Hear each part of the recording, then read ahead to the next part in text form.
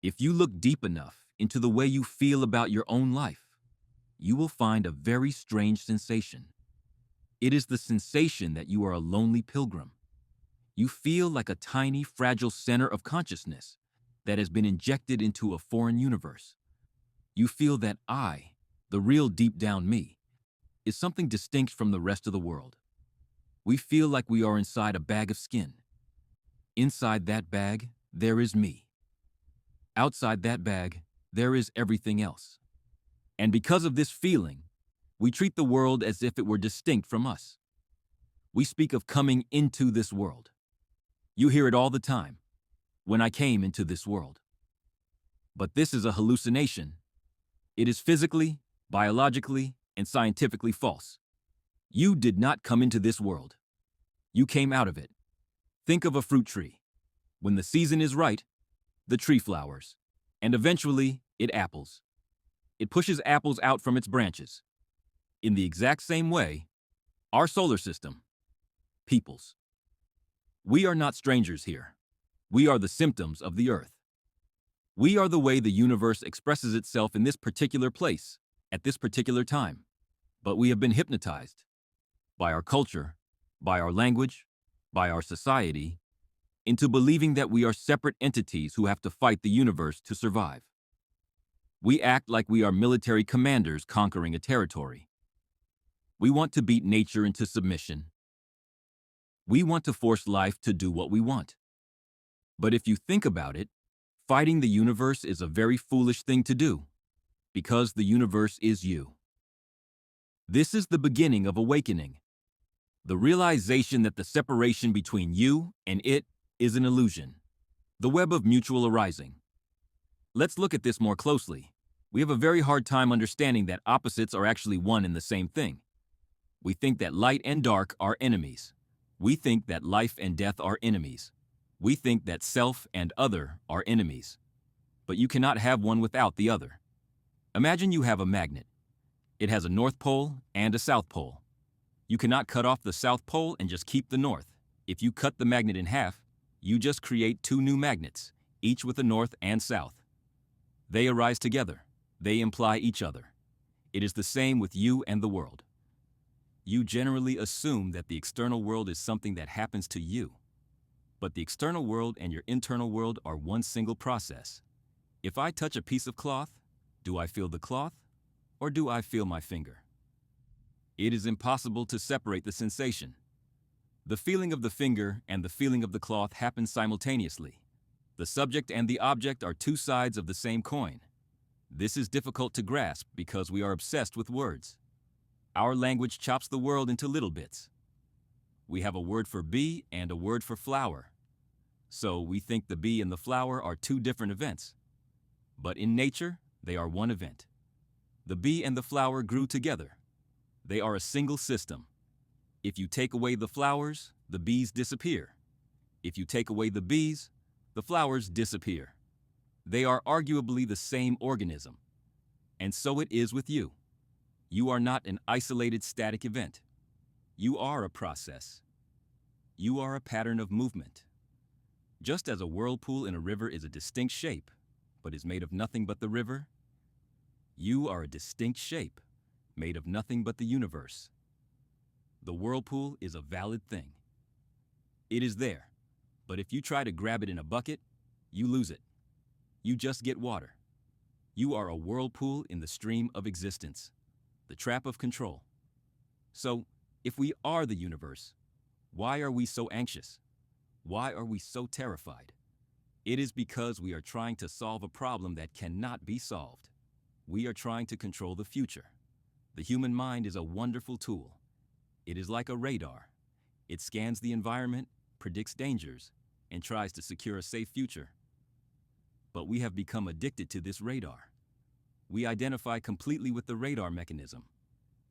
We spend our entire lives living in the future. We are always preparing to live, but never actually living. We work so we can make money. We make money so we can enjoy the weekend. We enjoy the weekend so we can be refreshed to work again. We are constantly rushing toward a destination where we imagine everything will finally be okay. but you can never catch the future. It is like a donkey chasing a carrot on a stick attached to its own head. The faster you run, the faster the carrot moves. The more you try to secure your safety, the more anxious you become. This is what I call the law of reversed effort.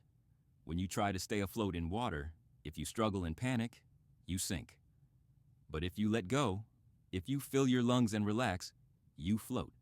If you try to force yourself to fall asleep, you will stay awake all night. You have to let go of the effort to sleep in order to sleep. Awakening requires this same kind of letting go.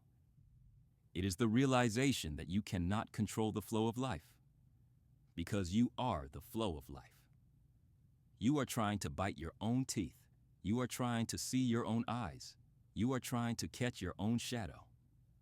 Stop grabbing. Stop clutching. And suddenly, you realize you are held, the necessity of the dark. Now, we must talk about the thing everyone wants to avoid: the darkness, the down, the eventual end. We live in a culture that wants everything to be up all the time. We want pleasure without pain. We want life without death. But you cannot have a wave with only a crest and no trough. A wave is both the high part and the low part. If you take away the trough, the crest collapses. So, if you want to know who you really are, you have to make peace with the background. Think of it like music. If you listen to a beautiful melody, you hear the notes because of the silence between them.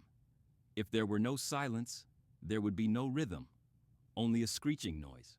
The silence makes the sound. In the same way, the emptiness of space allows the stars to shine. The nothing allows the something to exist. So, death, or the void, or the unknown, is not a tragedy. It is the silence that allows the music of your life to be played. If we lived forever, if we never changed, if nothing ever ended, it would be like drawing on a piece of paper that was already completely black. You couldn't see anything. We need the blank white paper. We need the empty space.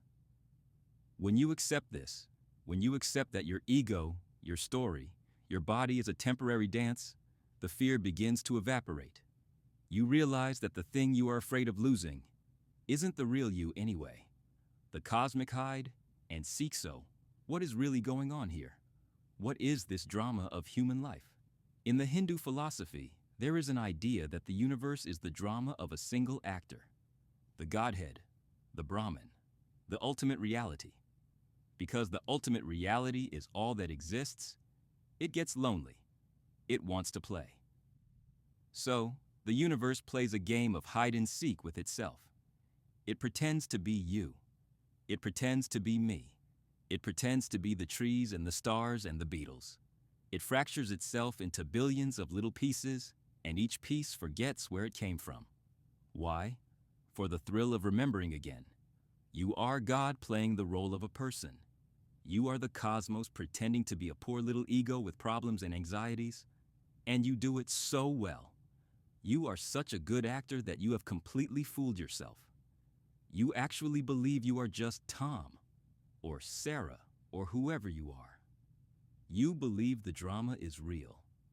But deep down, in the very center of your being, there is a quiet place that knows the truth. It is the place that watches your thoughts, the place that watches your dreams. That observer is not born, and it does not die. So, you can stop taking it all so seriously. You can laugh at the absurdity of it. You are the universe experiencing itself. You are an aperture through which the whole cosmos looks at itself. When you wake up to this, you don't stop being human. You still chop wood and carry water. You still pay bills and get annoyed in traffic. But the heaviness is gone. The desperation is gone. Because you know that underneath the drama, underneath the mask, you are exactly where you are supposed to be. You are the works. Wake up.